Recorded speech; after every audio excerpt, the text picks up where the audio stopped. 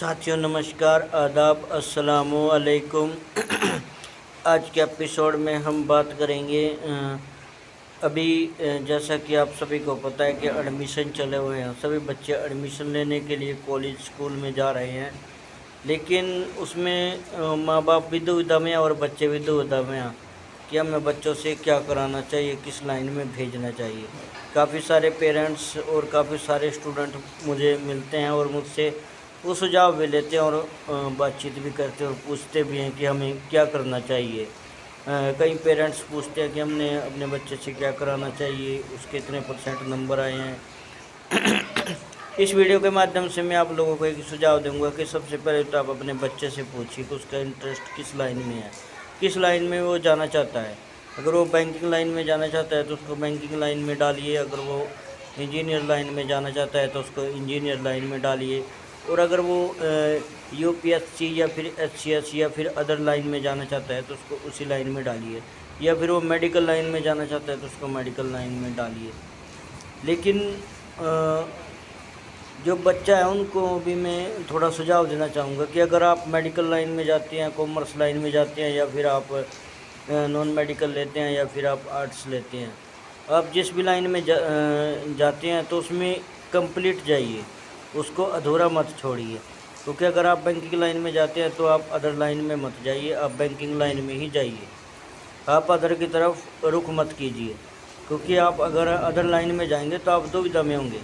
क्योंकि आपको मैं उदाहरण देना चाहूँगा कि अगर हम दिल्ली के लिए निकल चुके हैं तो हमें दिल्ली जाना चाहिए, हमें कहीं रुकना नहीं चाहिए, मुरथल नहीं रुकना चाहिए या अदर जो भी स्टॉप पे जाते हैं वहाँ पर नहीं रुकना चाहिए, हमें सीधा दिल्ली जाना चाहिए। उसी प्रकार से अगर हम बैंकिंग लाइन में चल पड़े हैं तो हमें जो हमारा टारगेट है वो होना चाहिए कि हम बैंकिंग लाइन में जाएं। हमें टारगेट जो है वो चेंज नहीं करना चाहिए, हमें एक टारगेट बनाना चाहिए। आज के टाइम में अगर असफलता का जो सबसे बड़ा कारण जो हमें दिखाई दे रहा है, बच्चे सफल नहीं हो पा रहे हैं, तो उसका यही कारण है कि हम एक टारगेट लेकर नहीं चलते। हम बहुत सारे टारगेट अपनी लाइफ में बना लेते हैं और उनमें से एक भी हम अचीव नहीं कर पाते। अगर हमारी ज़िंदगी में केवल एक ही टारगेट होगा तो हम उसको अचीव कर पाएंगे और कभी भी हम दुविधा में नहीं रहेंगे। थोड़ा वक्त लग जाता है, हमें स्टडी के साथ साथ थोड़ा पेशेंस की भी ज़रूरत होती है।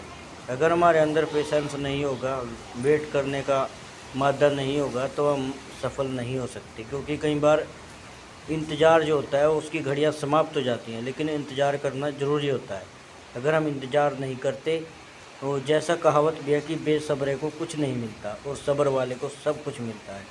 तो आपको वेट करना पड़ सकता है कि, लेकिन अगर आपका टारगेट बना है तो आप ज़रूर पहुंचोगे अपने टारगेट पर। लेकिन उसके लिए आपको दृढ़ संकल्प, दृढ़ निश्चय, मेहनत और लगन, और आपको कुशलता, और आपको हर परिस्थिति का सामना करना होगा, तभी आप अपने टारगेट की ओर अग्रसित होंगे। अदरवाइज़ आप अधूरे और अधर में ही रह जाएंगे।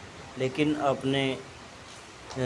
अगर आपको मेरा ये सुझाव अच्छा लगा हो तो इस वीडियो को लाइक करें, चैनल को सब्सक्राइब करें इस तरह के वीडियो और भी देखने के लिए। और अगर आपको मेरी कहीं हेल्प की आवश्यकता है या फिर आपने कुछ पूछना है तो आप मुझे कॉल भी कर सकते हैं 99 26 342।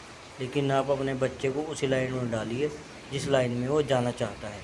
आप अपनी तरफ से उसको किसी लाइन में मत डालिए, क्योंकि अगर बच्चे का इंटरेस्ट अलग होता है और माँ बाप का इंटरेस्ट अलग होता है तो उसमें बच्चा भी दुविधा में रहता है और माँ बाप भी, क्योंकि दोनों किसी भी टारगेट पर पहुंचने में असफल होते हैं। क्योंकि बच्चे का इंटरेस्ट नहीं होता और माँ बाप का उसमें इंटरेस्ट होता है। तो जबकि बच्चे ने ही पढ़ना होता है, बच्चे ने ही मेहनत करनी होती है। तो इसलिए कोशिश कीजिए जिस लाइन में उसका इंटरेस्ट है उसी में उसको जाने दीजिए, ताकि वो अच्छे से और लगन से मेहनत करे। Thank you so much.